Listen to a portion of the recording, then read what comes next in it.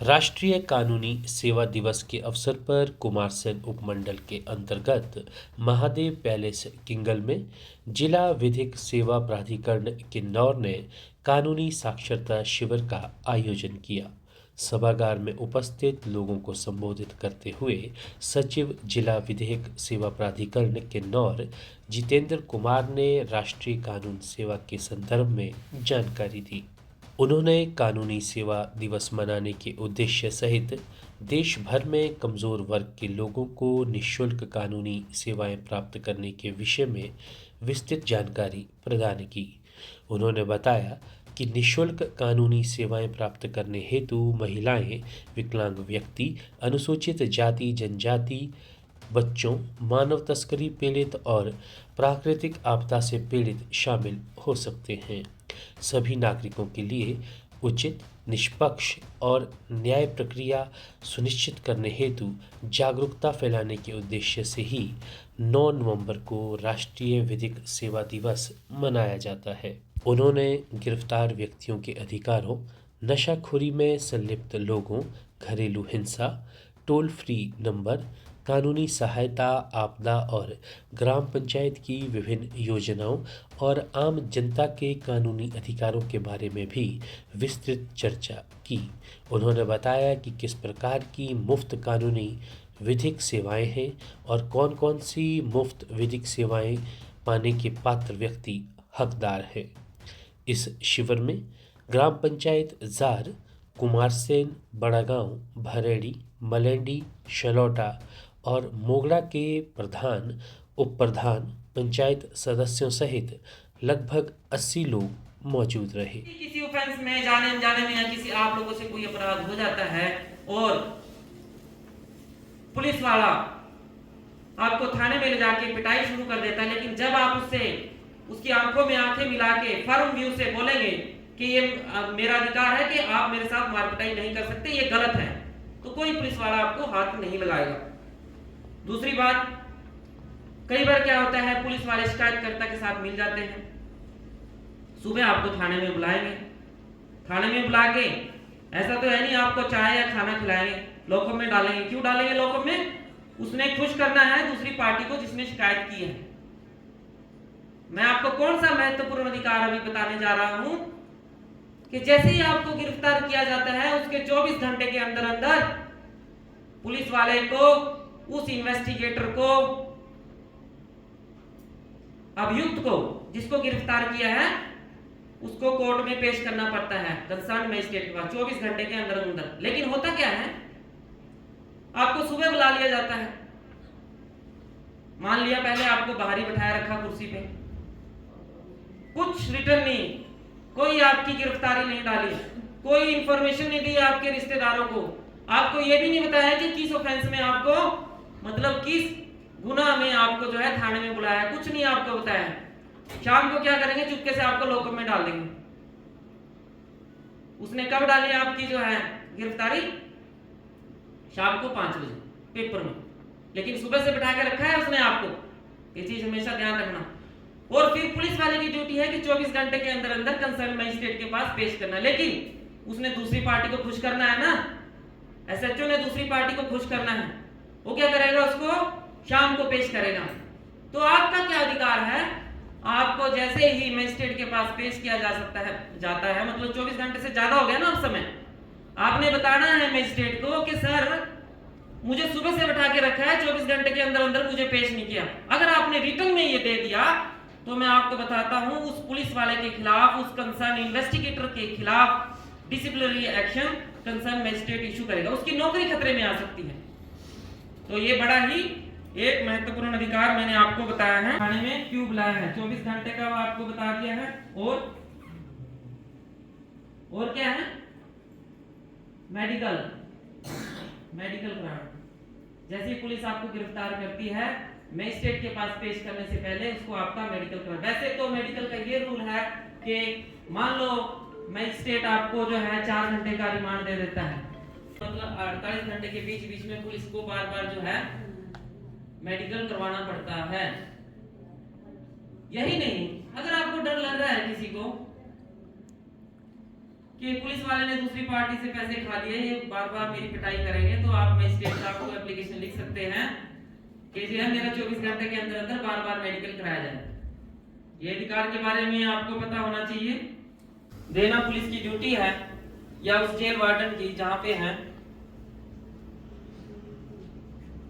आपको हथकड़ी नहीं लगाई जा सकती। हथकड़ी किस किस को लगाई जाती है?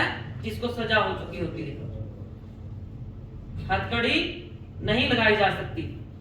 या कोई किसी ने बहुत ही गैंगस्टर है, किसी ने मर्डर किए हैं, उसको हथकड़ी लगाई जा सकती है, लेकिन वो भी मैजिस्ट्रेट से परमिशन लेने के बाद ही हथकड़ी लगाई जा सकती है।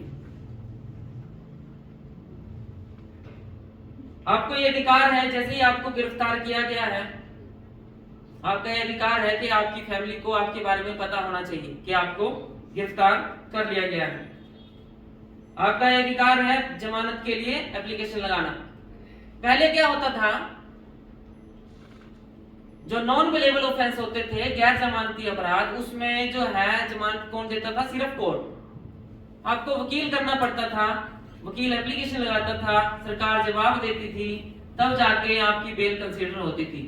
लेकिन जब से सीआरपीसी में अमेंडमेंट आई है और ऑनरेबल सुप्रीम कोर्ट की कुछ जजमेंट्स आई है, जिस ऑफेंस में 7 साल तक सजा है, उसमें पुलिस को 41A का नोटिस काट के आपको जमानत थाने में ही देनी पड़ती है। मतलब गैर जमानती अपराध में भी आपकी जमानत हो सकती है। लीगल एड डिफेंस सिस्टम क्या है? पहले क्या होता था, को जो गरीब आदमी है या कोई भी, मैं आपको बता देता हूँ फ्री लीगल एड के लिए कौन कौन एंटाइटल है। पहले तो ये बात बता देता हूँ, इसके लिए कौन कौन एंटाइटल है। SC ST एक्ट का जो मेंबर है, शेड्यूल कास्ट या शेड्यूल ट्राइब का जो मेंबर है, वो मुफ्त कानूनी सहायता के अधिकारी हैं। दूसरा कौन? जो गरीब है, जिसकी आय 3 लाख रुपए तक है, वो फ्री कानूनी सहायता ले सकते हैं। और कौन? ऐसी कोई जगह जहां पे भूकंप आया हो, किसी तरह की त्रासदी हुई हो, या लगा लो औद्योगिक त्रासदी, किसी फैक्ट्री की वजह से, फैक्ट्री से कोई धुआं निकला हो, उसकी वजह से पशु मर गए हों, या जो है किसी का कुछ नुकसान हो गया हो, अपनी हेल्थ का नुकसान हो गया, या कोई ऐसी गैस निकली हो कि रात को सोए और सुबह उठ नहीं पाए और कुछ आदमी मर गए। इस तरह के जो एरिया इसके अंडर आता है, वो सभी क्या है? फ्री लीगल एड, मुफ्त कानूनी सहायता के अधिकारी होते हैं।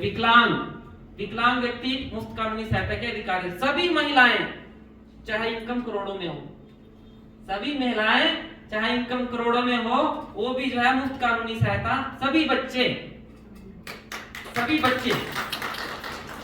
मुफ्त कानूनी सहायता। आप लोग सोच रहे होंगे बच्चों का क्या लेना देना मुफ्त कानूनी सहायता, बच्चे थोड़ी क्राइम करते, लेकिन ऐसा नहीं है। मैं आपको एक एग्जांपल देता हूँ। 18 साल से कम है, वो गाड़ी लेके चला गया और बाहर जाके एक्सीडेंट कर देता है। बच्चे को हम जो है कानूनी भाषा में बोलते हैं जुवेनाइल, लेकिन अगर बच्चे ने कोई क्राइम किया हो, उसको बोलते हैं juvenile in conflict with law, जिसने जो है अपराध किया है। जो ऐसे 18 साल से कम है, वो भी मुफ्त कानूनी सहायता के अधिकारी हैं। मैं इसका थोड़ा सा प्रोसीजर भी आपको बता देता हूँ। जो जुवेनाइल किसी तरह का अगर क्राइम कर देता है, उसका केस कोर्ट में नहीं जाता, एक बोर्ड में जाता है, उसको बोलते हैं जुवेनाइल जस्टिस बोर्ड। उसमें एक जज होता है और 2 मेंबर होते हैं जो सोशल एक्टिविस्ट होते हैं। यहाँ बैठा रहता है, ऐसी कोर्ट होती है, तो हम उनको साथ के साथ छोड़ देते हैं। किसकी सुपरदारी पे? माँ बाप की सुपरदारी पे। लेकिन हम उनसे ये लेते हैं कि आपने बच्चे का ध्यान रखना है, दोबारा इस तरह की। वैसे तो हम कार्रवाई माँ बाप के ऊपर भी चला सकते हैं। पहले क्या होता था, 18 साल से कम के जो बच्चे होते थे, किसी भी तरह का क्राइम किया हो, सिर्फ बोर्ड में मतलब जो बच्चों का बोर्ड है ना, उसमें सजा नहीं करते हैं ज्यादातर ना। जो जुवेनाइल जस्टिस बोर्ड होता है, उसमें सजा नहीं होती, सिर्फ उसको सुधारात्मक गृह में लगाया जाता है। यह सजा, एक केस में मैंने भी सजा की थी। सजा किस तरह की थी? मैंने उस बच्चे की ड्यूटी लगा दी थी कि तूने हॉस्पिटल में इतने दिनों तक मरीजों की देखभाल करनी और सीएमओ के अंडर आप रहेंगे। इसी चीजों का फायदा उठाने के लिए जो बड़े-बड़े जो अपराधी हैं, जो हैबिचुअल ऑफेंडर हैं, वो क्या करते हैं? बच्चों को ही लगाते हैं इस काम में भी। इनसे जो है मर्डर करवाएंगे, इनसे चोरी कराएंगे, इनसे डकैती कराएंगे, इस तरह के काम कराते हैं ताकि बच्चों को कोई सजा, क्योंकि उनको पता है साल या 6 महीने में उन्होंने बाहर आ जाना या कुछ भी नहीं होना, किसी हॉस्पिटल में ड्यूटी होगी। लेकिन अब ऐसा नहीं है। कुछ पंक्तियां हैं। कानून को 3 तरह के व्यक्ति नहीं समझ पाते। कानून को तीन तरह के व्यक्ति नहीं समझ पाते, ये मेरी नहीं है, मैं किसी की जो है लिखी हुई वही पढ़ रहा हूं, है ना। कौन? जो इन्हें बनाते हैं, जो इन्हें लागू करते हैं, और तो तीसरे जो इन्हें तोड़कर भाग जाते हैं। तो ये मेरी लाइनें नहीं है, लेकिन आपने घर में सोचना, ये सत्य है। एक और बताता हूं आपको।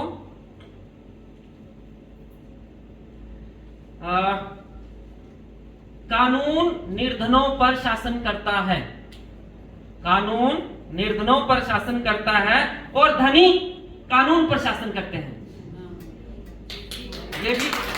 ये भी ओलिवर गोल्डस्मिथ की लाइनें हैं जो मैं आपको बता रहा हूं। मैं इसको एंडोर्स नहीं करता क्योंकि मैं जज हूं, मैं इसको सही नहीं मानता, ऐसा नहीं है। हम पूरी कोशिश करते हैं और हम ये मानते भी हैं कि कानून सबके लिए समान है, चाहे कोई बड़ा है, छोटा है, चाहे कोई किसी पदवी में बैठा है या कोई निर्धन व्यक्ति है। ऐसा थोड़ी है कि मैं कानून से इम्यून हूं।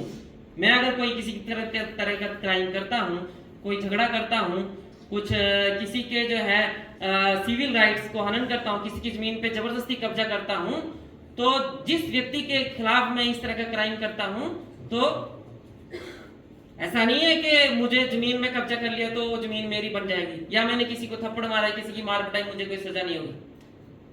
जो आम लोगों को पर कानून लागू होता है, जिस तरह की प्रक्रिया चलती है, ऐसी मेरे ऊपर चलेगी। तो कानून सबके लिए बराबर है।